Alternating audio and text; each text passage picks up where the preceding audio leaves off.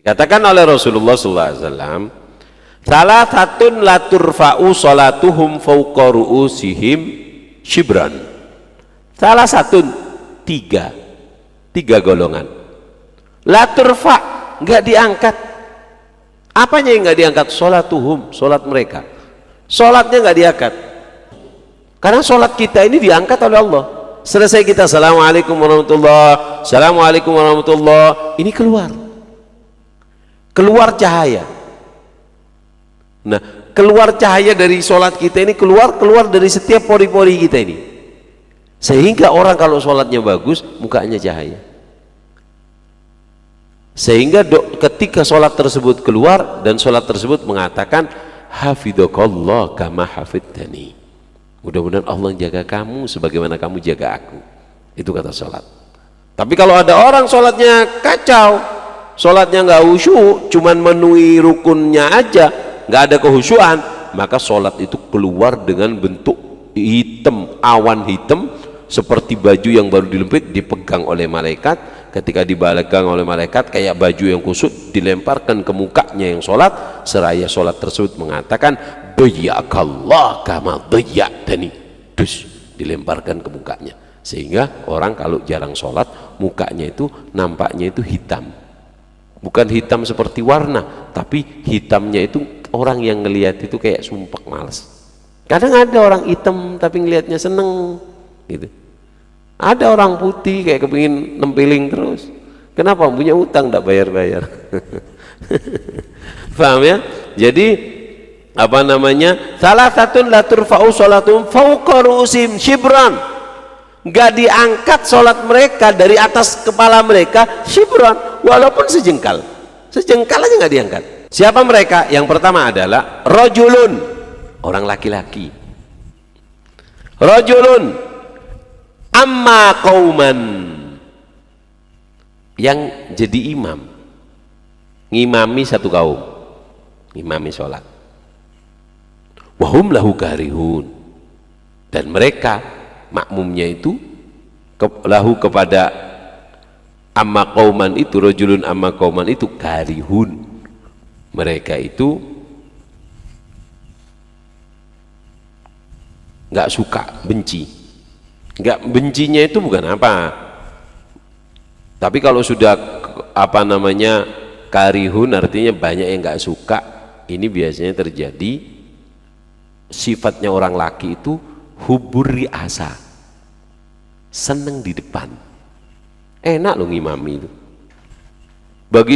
Bagi setiap kalian mungkin ngerasa kok apa enaknya ya? Oh iya, kalau di depan orang jadi imam ditunggu, wah itu sebuah kemanisan yang tersendiri bagi orang-orang yang suka di depan.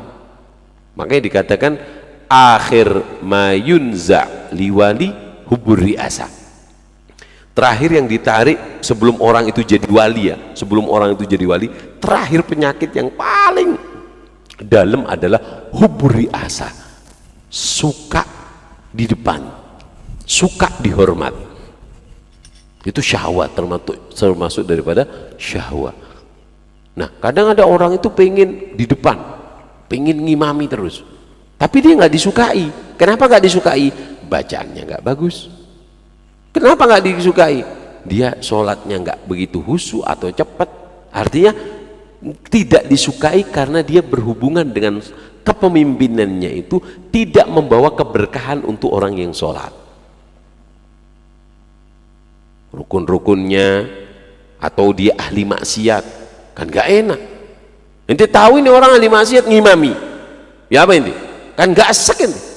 Atau ahli bid'ah, suka ngaramkan ini, suka ngaramkan ini, kayak yang seolah-olah surga itu punyanya dia dan kelompoknya gitu aja.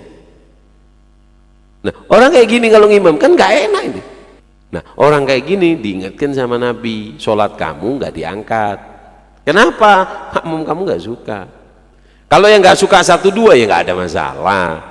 Itu bukan nggak semua. Inti mau nyari ridhonya orang ya nggak ada, nggak bisa. 1, 2, 3 nggak ada yang masalah. Artinya mu'dhamul jamaah, mayoritas Kalau cuma 2-3 satu tretanan sepupuan ya nggak ada masalah, dia memang nggak seneng dengan kamu kepribadian. Di sini bukan tidak seneng dengan kepribadian yang dimaksud, tapi tidak seneng dengan sifat orang tersebut di dalam sholat atau sifat kejelekan yang dia miliki. Tapi kalau kepribadian tukaran karena salah pilih atau ngutang nggak pernah diutangi atau pernah ngomong kasar salah paham, oh itu nggak ada masalah. Tapi kefasikan si orang atau dia ngimami karena dia bacaannya nggak bagus, maka orang yang kayak gini nggak diangkat. Wamraatun, nah ini sekarang bagian yang perempuan ini. Tadi orang laki yang jelek, sekarang perempuan yang jelek. Apa? Wamraatun batat, dan perempuan yang tidur. Ini perempuan kalau tidur itu nggak diangkat sholatnya oleh Allah. Jadi perempuan nggak usah tidur, bangun terus. Hah? Jadi orang perempuan wamraatun dan perempuan batat yang tidur di malam hari nggak diangkat sholatnya. Loh, kok bisa perempuan tidur? Iya, tapi dia punya sifat jelek. Apa sifat jeleknya? Wa zawjuha 'alaiha sakhitun, membuat marah suaminya. Suaminya murka. Maka perempuan yang kayak gini ghadib. Maka apa? Maka perempuan kayak gini kalau tidurnya dalam keadaan apa namanya, dalam keadaan murka suaminya, maka si perempuan kayak gini sholatnya pun ibadahnya pun gak diangkat oleh Allah, gak diterima. Paham ya? Ini artinya apa di sini? Bahwasannya perempuan yang kayak gini ketika dia tidur tenang tapi suaminya marah, sholat yang dia habis lakukan sehari itu gak diterima oleh Allah. Kenapa? Karena dia telah membuat marah suaminya. Tapi marah di sini adalah marah secara syariat. Ya, seperti apa? Umpama suaminya mau minta apa namanya, minta sesuatu, kemudian si istrinya tanpa udzur, atau ngomongnya kasar ke suaminya atau akhlaknya nggak sopan, perempuan yang kayak gini sekalipun dia tidur dalam keadaan sholat tahajud untuk bangun malam, maka sholat yang belum dilakukan dan yang akan dilakukan sudah diberhentikan oleh malaikat catatannya. Kenapa? Karena perempuan kayak gini nggak diangkat oleh Allah sholatnya.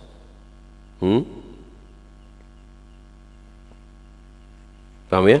Jadi perempuan kalau tidur jangan sampai tidur kecuali suaminya sudah gembira.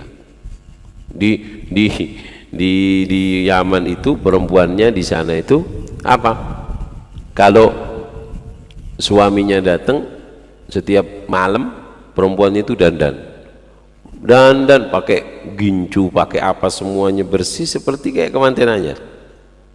Kemudian datang ke suaminya, suaminya datang, ditawar, dikasih makan semuanya, ngomong alakal hajah, apakah ada hajah kepadaku? Jika si suaminya ngomong iya, dilayani suaminya sampai istirahat baru ibadah. Kalau enggak aku capek, izinkan aku ibadah. Diizinkan, aku mau tidur, ya disiapkan tempat tidurnya apa semuanya, tidur suaminya, si perempuannya ibadah. Tapi kalau ada perempuan, ini sifatnya. Makanya Habib Ahmad bin Hasan Al-Attas beliau mengatakan bahwasanya seorang wanita yang istimewa itu adalah wanita yang dia tahu kalau dirinya itu wanita. Jadi wanita yang istimewa adalah wanita yang tahu kalau dirinya itu wanita dan memposisikan dirinya sebagai wanita. Ini wanita yang istimewa. Dia sadar kalau dia wanita, sehingga dia tidak melampaui batasnya sebagai wanita. Wanita itu batasnya di sini, ya sudah. Dan dia memposisikan dirinya sebagai wanita. Saya wanita. Ada sekarang ini wanita yang memposisikan dia ini sebagai lelaki. Saya bisa kok jadi laki. Saya bisa kok tanpa suami saya. Oh, bukan kayak gitu aturannya hidupnya. Kamu kalau melanggar aturan yang diajarkan oleh Islam, mungkin di situ kamu bahagia, tapi kelama-kelamaan nggak mungkin. Sudah, Allah sudah ngasih batas wanita, di sini batasnya, ya di situ batas kamu. Kamu kelebih, ya kamu mungkin senang sementara, setelah itu kamu akan menjadi perempuan yang hina dan binasa. Jadi perempuan yang istimewa, kata Habib Ahmad bin Hasan Al-Attas, wanita yang sadar kalau dirinya wanita dan memposisikan dirinya sebagai seorang wanita. Yang tidak diangkat sholatnya ada 3, yaitu rajulun amma qauman wa hum lahu karin, wa imra'atun batat wa zawjuha 'alaiha syahid. Dan yang ketiga adalah wa akhwani mutasariman, wa akhwani, yaitu saudara, baik dari segi nasab ataupun dari segi agama, saudara sesama muslim. Mutasariman mutahajiran, yang saling mutagatian, mutus, nggak nyapa, nggak mau temenan gitu. Dikatakan bahwasannya orang kalau memutus silaturahmi, Allah mengatakan bahwasanya ya rahim man gata'aki gata'tuk wa man wasolaki wasoltuk. Wahai sifat rahim, kau itu gid'atun min ismi, kata Allah, kau itu bagian dari namaku. Siapa yang memutus kamu wahai rahim, aku akan putus rezekinya, umurnya, keberkahannya. Siapa yang menyambung kamu, menyambung silaturahim, maka aku akan sambung rezekinya, umurnya, barokahnya. Oleh karena itu orang nggak boleh bertengkar. Lain dengan berteman ya. Kalau nggak berteman nggak ada masalah, tapi boleh yang dimaksud adalah mutus. Dan teman itu kita harus tahu, ada teman itu yang dia ini seperti wajibah, seperti makanan pokok, nggak bisa kita hidup tanpa dia. Ada teman yang seperti makanan pokok, ada yang teman itu seperti obat, kalau sakit kita butuhkan ya. Ada yang teman ada yang seperti obat yang nggak bisa dikonsumsi terus, jarang. Ada yang teman itu seperti penyakit, nggak bisa. Kalau anak kumpul sama ini nakal, ini anak. Apa saya menjauh ini memutus silaturahmi? Tidak.